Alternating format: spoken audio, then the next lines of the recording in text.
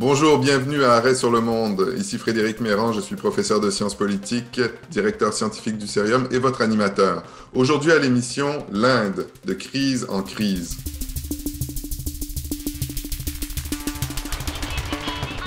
En septembre 2020, le gouvernement indien de Narendra Modi impose une réforme agraire de grande envergure. Une nouvelle révolution verte venue remplacer celle des années 60. Suppression des protections gouvernementales pour les agriculteurs et fin des prix minimums pour les récoltes. Les agriculteurs sont furieux. Ils sont des dizaines de milliers à protester depuis et ne sont pas prêts d'arrêter. Il faut dire que le secteur agricole est en crise. Près de 70% des 1,3 milliard d'habitants dépendent de l'agriculture pour vivre et se nourrir. Mais le secteur ne représente que 15% du PIB du pays et a du mal à attirer les investisseurs. La production n'est plus aussi rentable qu'avant la libéralisation de l'économie en 1991. Le modèle de croissance indien n'est pas un modèle de croissance qui crée de l'emploi. En Inde, le Bureau national des dossiers judiciaires a recensé plus de 10 000 suicides d'agriculteurs en 2019. Cette crise sociale et économique n'est pas la seule qui bouleverse le pays. L'Inde, démocratie la plus populeuse, avait fait jusqu'alors figure d'exception dans une région où les dictatures sont encore monnaie courante. Mais, depuis la victoire en 2014 de Narendra Modi aux élections du Lok Sabha, la Chambre des représentants en Inde, la démocratie s'affaiblit. L'Institut Vedem, Varieties of Democracy, a sorti un rapport en 2021 sur l'état de la démocratie dans le monde. Constat, l'Inde est rétrogradée au rang d'autocratie électorale. Cette dérive autocratique a de nombreuses conséquences. Pression sur la société civile, répression des minorités, faiblesse croissante des institutions, suppression des contre-pouvoirs, censure des médias.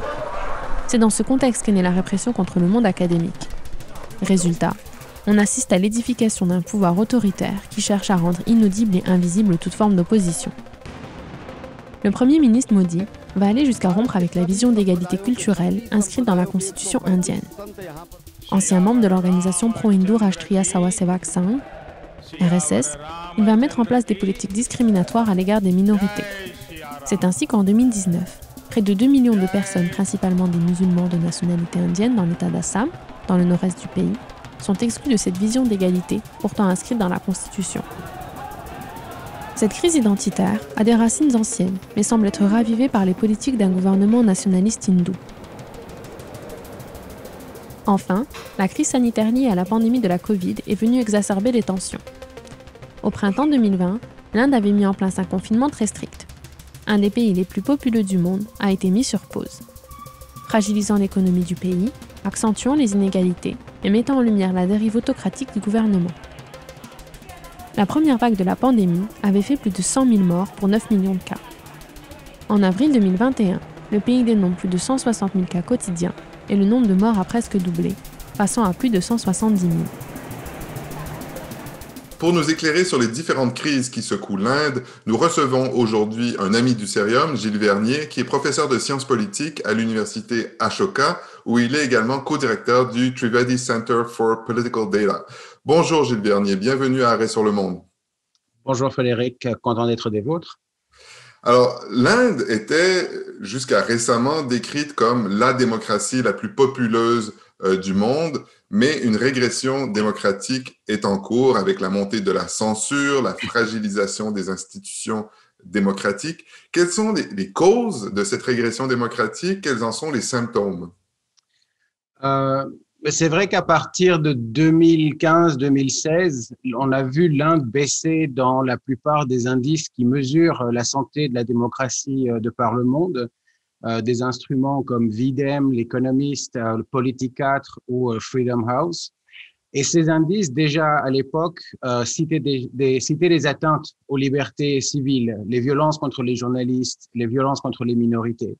Et ce qu'on voit 5 ans plus tard, en 2020-2021, c'est que ces indices observent une nette aggravation de la situation en Inde sur l'ensemble de ces sujets. Mais il y a une chose en particulier qui a changé, c'est que l'Inde baisse aussi maintenant sur les indices de démocratie électorale, ce qui est nouveau. L'Inde, dans le monde postcolonial, se distingue par la résilience de sa démocratie électorale, malgré une grande pauvreté, de profondes inégalités, une culture de violence à l'encontre des femmes, des minorités. L'Inde est malgré tout parvenue à organiser au cours de 60 ans 17 élections générales et des centaines d'élections régionales de manière libre et équitable, avec des transitions pacifiques du pouvoir. Aujourd'hui, on note que les conditions d'exercice des élections en Inde ne sont plus aussi équitables qu'avant. Le parti au pouvoir, le BJP, un parti nationaliste hindou, concentre 90% des donations privées faites aux partis politiques. Il instrumentalise les agences de sécurité de l'État et le fisc pour attaquer ses adversaires. Il institutionnalise davantage l'opacité du financement des partis politiques par un système de bons électoraux qui permet de faire des donations aux partis de manière anonyme. Anonyme pour le public, mais pas pour les partis qui dès lors peuvent extorquer les entreprises et les individus qui ne font pas de donations. Ceci dit, si ces indices portent la responsabilité ou pointent le doigt vers le parti au pouvoir, ces indices aussi couvrent de nombreux autres facteurs qui contribuent aussi au déclin démocratique de l'Inde. Faiblesse de l'opposition, faiblesse des institutions, notamment le judiciaire, le Parlement, qui ne jouent pas leur rôle de contre-pouvoir. Faiblesse des médias aussi. Certains font leur travail avec grand courage, mais ont de nombreuses limitations. Et au fond, on vit une période en Inde qui évoque une autre période autoritaire, celle de l'état d'urgence de 75-77 sous Indira Gandhi, où le déclin démocratique tient autant à la présence d'un leader populiste et autoritaire, à l'époque c'était Indira Gandhi, qu'à la faiblesse des institutions, qui ne se sont pas vraiment opposées à son autoritarisme.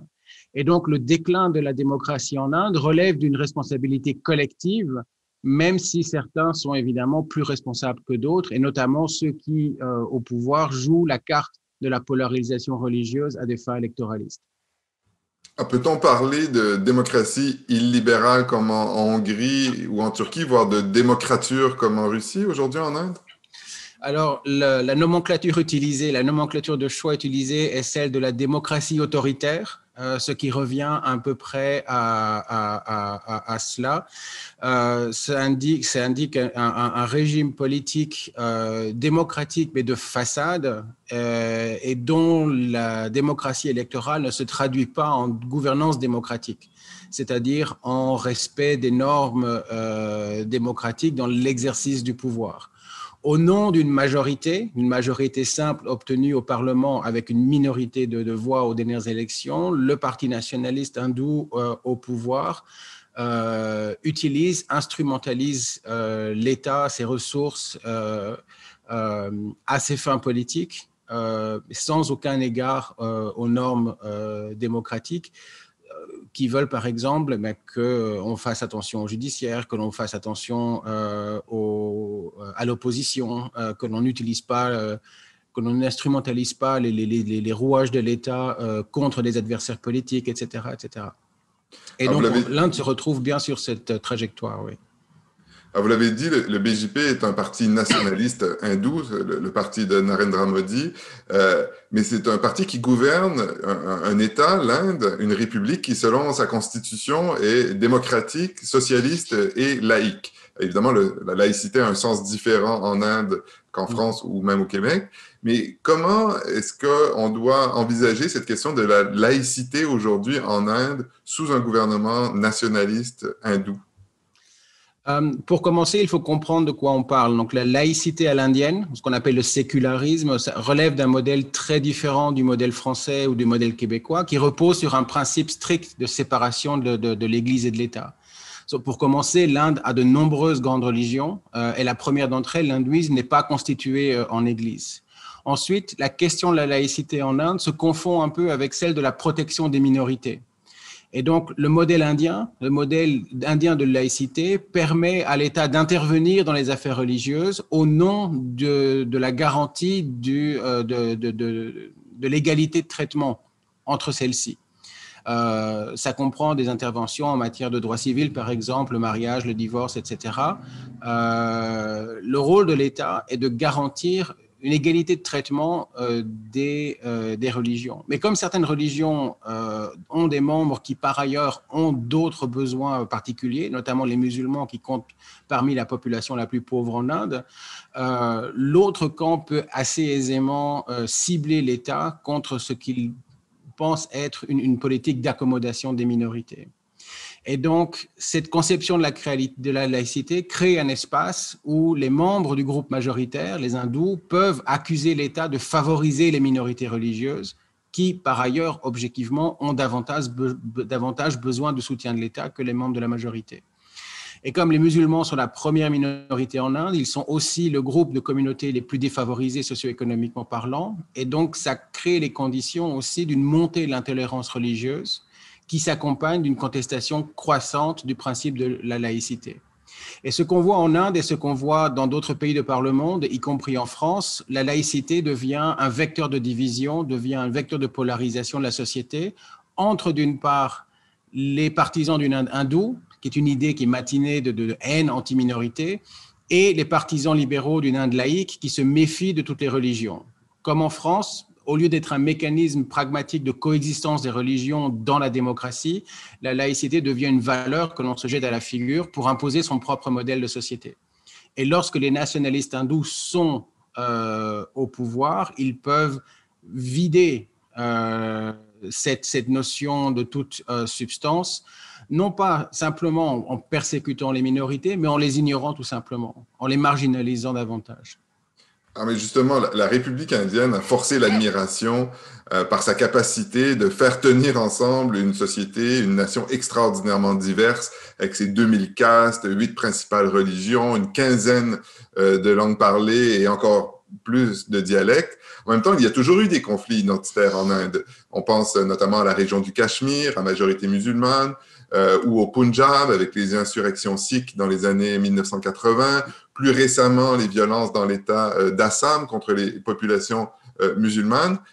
Diriez-vous qu'aujourd'hui, il y a aussi une détérioration de la situation identitaire, de l'intolérance religieuse ethnique? Et si oui, quelles sont les causes et les conséquences de cette détérioration? Ouais. Non, vous avez parfaitement raison en disant que ce sont des questions qui sont fort anciennes. La raison pour laquelle l'Inde a un modèle libéral, laïque, c'est parce que l'Inde est née dans un contexte de violence intercommunautaire extraordinaire. Et donc, ce sont des questions anciennes. Et comme toujours, évidemment, il n'y a pas un seul facteur de détérioration, mais le facteur principal de changement, c'est la montée au pouvoir des nationalistes hindous en 2014, sur une vague de mobilisation nationaliste, ethnique et religieuse. Et donc, ces nationalistes hindous incluent le parti au pouvoir, le BJP, mais aussi de nombreuses organisations de société civile actives sur le terrain, certaines depuis près de 100 ans, notamment le RSS, qui est une milice hindoue qui compte des millions de membres répartis sur l'ensemble du territoire, actifs dans toutes sortes de domaines, y compris les services sociaux, là où l'État est faible ou est absent. Et ces organisations défendent une vision de l'Inde hindoue, où les membres de la communauté majoritaire disposent de davantage de droits et de privilèges que les minorités. Pour faire simple, ils font la promotion d'un modèle de démocratie que l'on appelle démocratie ethnique, où le groupe majoritaire dispose de davantage de droits que les autres. C'est le modèle israélien, défini comme État juif, où les minorités religieuses sont reléguées à un statut de citoyen de second rang. Et ces idées sont présentes en Inde depuis près d'un siècle. Et d'ailleurs, ces idées n'ont pas fondamentalement changé depuis tout ce temps. Et depuis 2014, pour la première fois de leur histoire, ils sont au pouvoir, au centre, au gouvernement fédéral, avec une majorité simple au Parlement. À partir de 2013-2014, on a vu en Inde une forte croissance d'actes de violence contre des musulmans ou contre des Dalits, des membres des très basses castes. Ces violences sont généralement perpétrées par des milices locales sur un mode de vigilantisme qui se réclame du nationalisme hindou.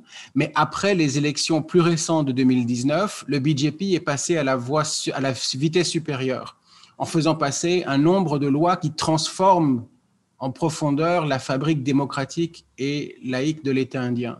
2 exemples. Le premier, vous avez évoqué le Cachemire, ils ont révoqué le statut spécial de cet État, le seul État de l'Inde à majorité musulmane. Cette région est maintenant complètement sous le contrôle à la fois de Delhi et de l'armée. Leur assemblée régionale a été dissoute, cela veut dire pas d'élection régionale, plus de démocratie littéralement. Le BJP a également fait voter une loi qui vise à lutter contre l'immigration illégale, mais qui revient à labelliser des millions de personnes comme citoyens douteux, leur demandant de prouver leur nationalité. Et comme il s'avère que de nombreux hindous ne sont pas à même de prouver leur citoyenneté, parce que tout le monde en Inde n'a pas un certificat de naissance, le gouvernement a fait passer une autre loi qui permet aux non-musulmans qui ne peuvent pas prouver leur nationalité indienne de regagner leur nationalité par une voie rapide, mais en excluant les musulmans. Et ce faisant, pour la première fois, ils introduisent un critère religieux pour l'accès à la nationalité. Ce que le BJP fait aussi, c'est qu'il exclut les musulmans de toute représentation politique. Au cours du dernier cycle électoral, les dernières élections et toutes les élections régionales, ils n'ont nommé à peine une dizaine de candidats musulmans sur plus de 3500 candidats et aucun d'entre eux n'a été élu. Et donc, tout ceci envoie des signaux aussi à la base du parti, à cette grande famille, à cette base sociologique de nationalistes hindous qui se sont incités à passer à l'action. Et la faiblesse des institutions envoie par ailleurs le signal que toute action à l'encontre des minorités bénéficiera d'une certaine immunité, qu'il n'y aura pas de poursuite, qu'il n'y aura pas... Participer à des violences interreligieuses en Inde, c'est une activité sans risque d'une certaine manière, puisque ils savent qu'à minimum, l'État regardera de côté. Vous l'avez dit, le mouvement nationaliste est présent et important depuis longtemps, mais pendant la plus longue partie de l'histoire de la République indienne, c'est le parti du Congrès qui était au pouvoir. Qu'est-ce qui explique le succès du BJP et singulièrement de son chef, Narendra Modi, et une forme aussi de radicalisation peut-être de son programme? Qu'est-ce qui explique ce succès et ce maintien au pouvoir depuis 2014? Les nationalistes hindous, comme des bons nationalistes inspirés des théories européennes des années 30, faisaient toujours primer le collectif sur l'individu. Et donc, tout au long de son histoire, le BJP a toujours manqué de grands leaders populaires qui pouvaient incarner le mouvement et le porter au-delà de la base qu'elle occupe au sein de la société. Et l'émergence de Modi, c'est l'émergence à la fois d'une grande figure hindoue, mais aussi d'une grande figure nationaliste et populiste. Quelqu'un qui cherche à incarner en même temps la nation et en même temps être une figure de proue pour les communautés hindoues. Et donc, c'est une figure politique qui joue sur de nombreux registres simultanément. Le ministre en chef d'un État qui a enregistré une forte croissance pendant ses années de règne dans l'État du Gujarat, une certaine image d'intégrité, un discours anti-élite issu de son statut de leader régional, des origines, donc le mythe d'origine modeste aussi qu'il vend à ses électeurs. Mais aussi une figure assez autoritaire, nationaliste, défenseur farouche de la population, du territoire indien, tenant des discours durs contre les voisins de l'Inde et évidemment notamment le Pakistan, et en même temps l'incarnation d'une espèce de figure moderne de prince ou de roi hindou dont on voit des manifestations au travers de la communication dont il inonde l'espace public. Juste pour donner un exemple, il y a quelques mois, il participait à l'inauguration d'un temple sur un site très disputé à Ayodhya, qui était un centre de mobilisation des nationalistes hindous pendant des décennies. Et au cours de cette cérémonie, il reçoit d'un prêtre une couronne d'argent dans une cérémonie qui ressemble à une cérémonie de couronnement d'un roi hindou évoquant l'Antiquité. Il incarne cette figure héroïque dont le culte de la personnalité évoque davantage les dictateurs d'Asie centrale ou de Turquie que les démocrates un petit peu rébarbatifs de Belgique ou du Québec. Et il est à la tête d'un parti qui cherche à gouverner l'Inde sans partage. Il ne s'embarrasse pas d'alliés, il mine les institutions, il fait pression sur les médias, sur les activistes, sur les militants de droits de l'homme. Alors, il ne le fait pas lui-même, évidemment, mais il dispose aujourd'hui d'un parti-État capable de faire pression sur les institutions, sur les individus, et pas toujours les plus puissants. il y a quelques semaines, une jeune étudiante à Bangalore de 20 ans, Disha Ravi, c'est une participante au mouvement mondial de Greta Thunberg sur le changement climatique, a été mise en détention pendant une dizaine de jours sous accusation de sédition et de conspiration suite à un tweet de l'activiste suédoise au sujet des manifestations de fermiers en Inde. Alors ça, évidemment, ça ne projette pas exactement l'image d'un État fort qui ne craint pas la critique, mais ça crée l'image d'un pouvoir assez omniscient qui peut s'exercer sur pratiquement n'importe quel citoyen. Vous évoquez à l'instant les manifestations de fermiers, Gilles Vernier. J'aimerais qu'on en parle un instant parce que comme beaucoup de nationalistes et de populistes, Modi semble aussi être ultra-libéral sur le plan économique. Et depuis quelques mois, il y a des manifestations de fermiers pour s'opposer à la réforme du secteur agricole, du secteur agraire. Pouvez-vous nous expliquer un peu quel est l'enjeu principal de ces manifestations et ont-elles des chances d'aboutir à quelque chose? Oui, ils sont des milliers de paysans venant des États du Punjab, de l'Haryana, de l'Uttar Pradesh qui littéralement campent depuis plus de 6 mois aux alentours de Delhi, bloquant les principales artères. Delhi étant la capitale. Ils protestent contre des lois qui, pour faire court, relèvent l'État de ses responsabilités en matière de contrôle des prix des denrées agricoles et laissent le soin au marché de fixer au fond les revenus des paysans. Mais c'est une crise qui, bien entendu, se manifeste à un moment particulier, un moment de crise économique, de ralentissement de croissance, mais dont l'origine va bien au-delà de la question de ces lois, qui par ailleurs ont été passées de force au Parlement. Pour les fermiers, il s'agit vraiment d'une crise à la fois existentielle, identitaire. L'agriculture en Inde occupe plus de 60% de la force de travail, mais représente moins de 13% du revenu national, contre 50% il y a 40-50 ans. L'agriculture en Inde est très morcelée, en petite propriété. Elle vit une crise structurelle amplifiée par le ralentissement récent de la croissance économique indienne. Et ça fait un moment que l'économie indienne détruit plus d'emplois qu'elle n'en crée. Les dividendes de l'agriculture se réduisent d'année en année, les coûts de production augmentent, une croissance faible qui ne crée pas d'emplois n'offre pas d'alternative à tous ceux qui souhaitent quitter l'agriculture. La réponse de l'État, la réponse du gouvernement consiste à dire que l'État se retire en partie du jeu et laisse le secteur privé, le marché, intervenir comme nouvel intermédiaire entre fermiers et consommateurs. On peut penser que développer l'agrobusiness fait sens dans un pays aussi large que l'Inde, mais c'est une pratique qui fait sens dans des pays où 3% de la population travaille dans l'agriculture, mais pas 60%. Et donc, les fermiers ont peur, à juste titre, de se retrouver à la merci de grands groupes puissants, sans recours possible. Ils craignent la perte, et à raison, la perte de la protection de l'État. Et évidemment, aujourd'hui, tout est amplifié à la fois par la crise économique qui frappe l'Inde depuis quelques années maintenant, mais aussi évidemment la crise sanitaire qui aggrave tout d'une certaine manière. En terminant, un mot, Gilles Vernier, sur la pandémie de COVID-19. Nous vous avions reçu au Cerium de manière virtuelle au tout début de la pandémie, en avril 2020, pour parler de la situation en Inde, et vous nous aviez expliqué les mesures extrêmement strictes de confinement qui avaient été mises en œuvre par le gouvernement Modi, avec toutes les conséquences sociales, notamment, que cela impliquait.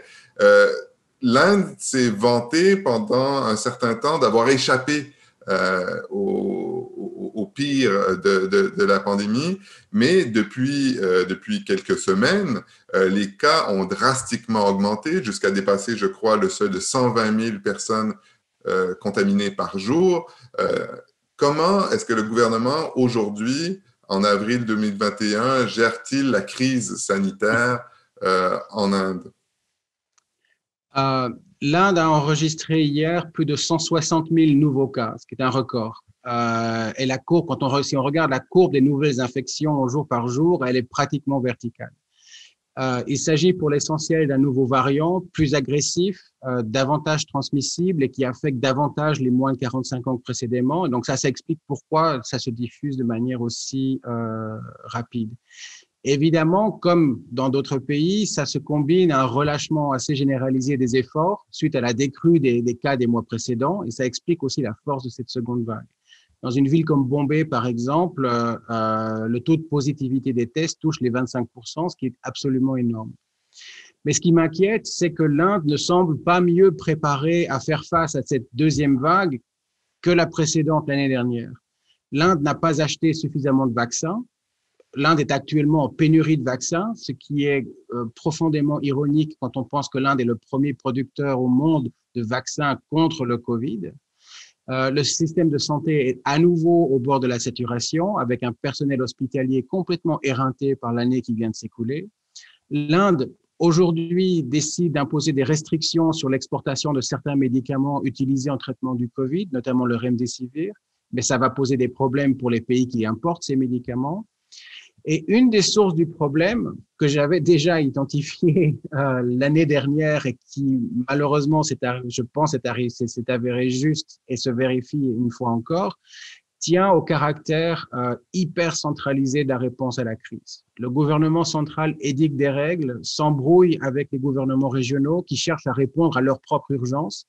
L'État de Delhi, il y a quelques jours, s'est vu retirer des compétences en pleine urgence sanitaire. L'État du Maharashtra, qui est le plus affecté par la seconde vague, n'a pas été autorisé à faire des vaccinations de personnes âgées en porte-à-porte parce que le gouvernement central n'avait pas édicté de règles sur cette question. Et donc l'Inde fédérale souffre d'un grave problème de centralisme politique. Et au même moment, le Premier ministre est en campagne électorale dans 4 grands États de l'Inde, dans le sud et dans l'est.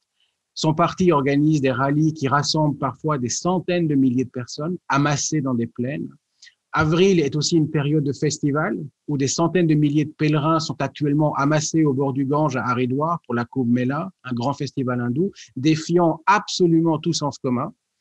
Les responsables politiques locaux, tous appartenant au BJP, ont décrété que rien ne pourrait empêcher les pèlerins de se rassembler. Et d'ici quelques jours, à la fin du festival, ces milliers et milliers de personnes repartiront dans leurs États et villages d'origine, répandant ce nouveau variant dans des régions où les systèmes de santé publique sont inexistants. Mais au même moment, les mouvements de musulmans à Delhi sont traqués par la police, limités aux alentours des mosquées. Et une fois encore, les nationalistes hindous utilisent une crise sanitaire pour cibler et stigmatiser la minorité musulmane. Et comme l'année dernière, des gouvernements maintenant envisagent de mettre en place à nouveau des confinements durs. Et cette fois-ci, par anticipation, on voit déjà des milliers de travailleurs migrants qui prennent leurs dispositions pour rentrer dans leur village, pour éviter de se faire jeter à la rue littéralement comme l'année dernière, où des millions de personnes ont été forcées de rentrer chez eux à pied, couvrant parfois des milliers de kilomètres. Vu de Delhi, on a un peu l'impression que les pouvoirs publics n'ont pas appris grand-chose de la crise précédente. Et quand on a au pouvoir un national populiste du type de Narendra Modi qui fait foi de toute crise afin de pouvoir personnel et afin électoraliste, cela empêche des services de l'État, malgré tout dédiés à aider la population, à faire leur travail correctement. Et donc je suis très pessimiste pour les semaines et mois qui viennent. À vous écouter, il va falloir beaucoup de courage à l'Inde et aux Indiens. On vous en souhaite également, Gilles Bernier. Merci d'avoir été parmi nous pour cette émission sur l'Inde de crise en crise. Un grand merci également à l'équipe technique, aux recherchistes et à nos partenaires, le Cerium, l'Agence France Presse et Savoir Média, qui nous permettent de faire quelques instants un arrêt sur le monde. À très bientôt.